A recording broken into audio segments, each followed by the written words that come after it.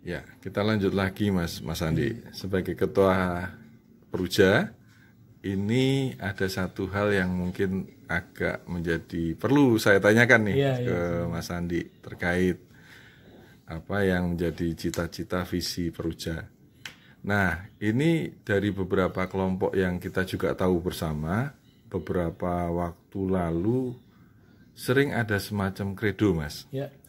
Sementara apa dari Mas Andi tanggapannya untuk istilahnya apa sih Peruja nanti kira-kira seperti apa gitu? Karena ini jumlah kan banyak nih Mas, Banyak, ya.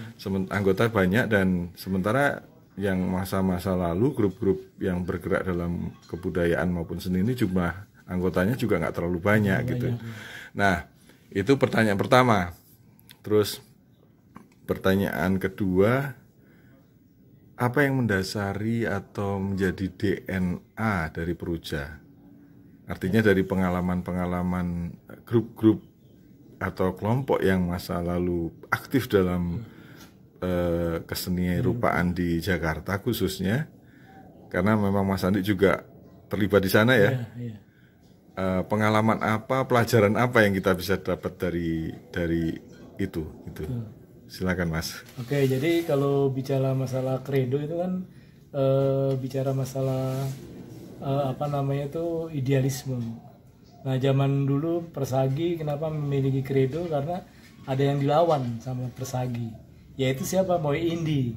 Kemudian di luar negeri misalkan ada kelompok Kobra, dia melakukan kredo karena ada yang dilawan, karya-karya yang sifatnya non yang tidak representatif gitu kan. Ya. Jadi perlawanan-perlawanan ini yang memunculkan gagasan-gagasan, maka adalah yang disebut dengan kredo.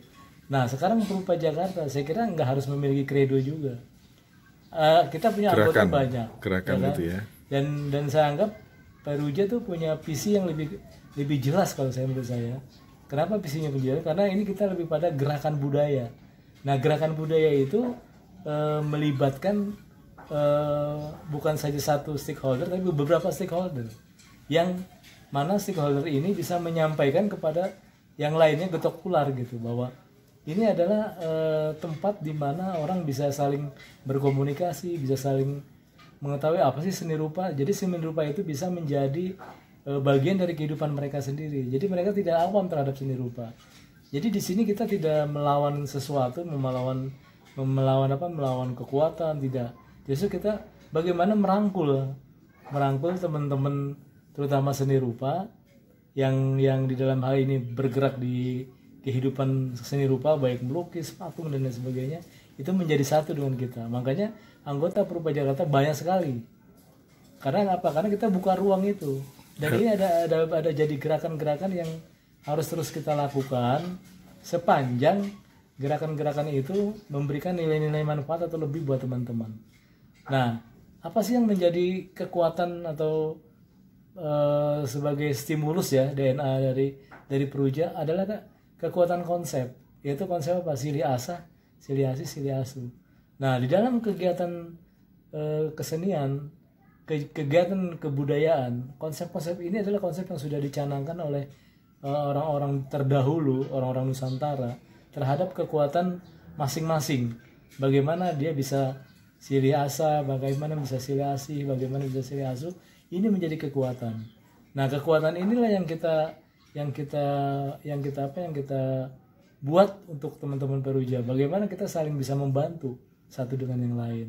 Ada yang sakit perlu kita bantu, ada yang perlu chat kita perlu kasih bantu chat, ada yang perlu dana kita kasih bantu dana. Jadi saya kira, dan ini juga teman-teman menghasilkan sesuatu. Jadi organisasi ini teman-teman tidak harus mengeluarkan sesuatu, tapi menghasilkan sesuatu untuk masing-masing teman-teman, sehingga ini yang membuat kekuatan DNA tadi menjadi basic di setiap individual. Akhirnya rela dia berkorban untuk organisasi itu, karena dia merasa bahwa dia dihidupi organisasi gitu. Jadi bukan dia menghidupi organisasi, tapi dia dihidupi organisasi yang saling bersinergis gitu.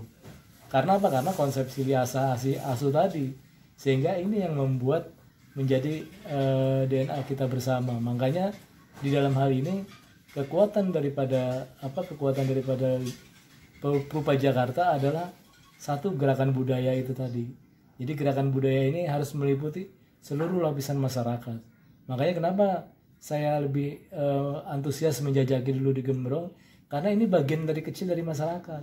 Dan masyarakat harus tahu bahwa seni rupa itu seperti ini loh. Bukan seni rupa bukan barang yang orang tidak harus tahu. Harus tahu, harus paham bahwa seni rupa ini tidak hanya untuk orang-orang yang bisa melukis, tapi yang tidak bisa melukis pun bisa menikmati, kemudian saling komunikasi. Nah, saya kira tempat-tempat seperti di Gembrong ini menjadi, mungkin ada tempat-tempat lain lagi yang saya kira bisa dijadikan untuk komunikasi. Selalu membuka ruang ya Mas. Membuka ruang ya. Jadi di dalam hal ini pokoknya Peruja ingin membuka ruang itu lebih luas, seluas-luasnya kepada masyarakat bahwa ini seni rupa yang kita tawarkan gitu. Dan ini menjadi bagian daripada kehidupan itu sendiri, sehingga orang melihat seni rupa tidak asing lagi.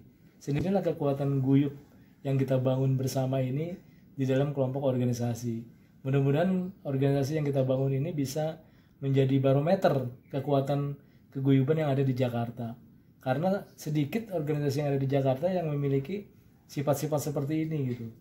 Nah, salah satunya adalah Perupa Jakarta Raya. Walaupun kita tidak punya kredo yang harus kita keluarkan, tapi kita punya gerakan. Nah, gerakan budaya ini yang saya kira yang menjadi kekuatan teman-teman di dalam melakukan sekecil apapun kegiatannya, yaitulah gerakan teman-teman gitu.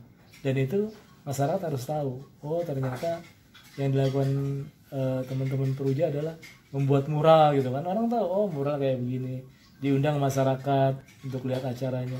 Saya kira ini hal-hal yang menarik di dalam itu. Jadi sekali lagi tidak harus organisasi itu memiliki kredo, tapi dia harus punya gerakan, dia harus punya sesuatu visi atau misi yang jelas untuk agar organisasi ini dikenal dan masyarakat akhirnya tahu, oh ini adalah organisasi yang memang butuh saling bersinergis antara satu dengan seniman dengan yang lain. Karena seniman itu ketika sudah di luar itu milik publik, jadi bukan milik individual. Ketika kita berkarya mungkin individu, tapi ketika kita sudah berkarya kita pamerkan, itu milik publik dan itu sifatnya umum, bebas, dan itu harus masuk ke ranah-ranah masyarakat.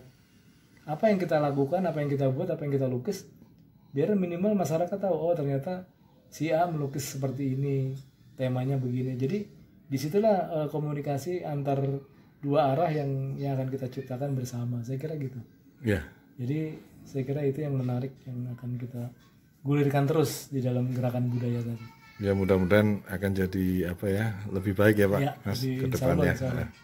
Oke, terima kasih Mas Andi bincang-bincangnya. Selamat siang. Selamat siang.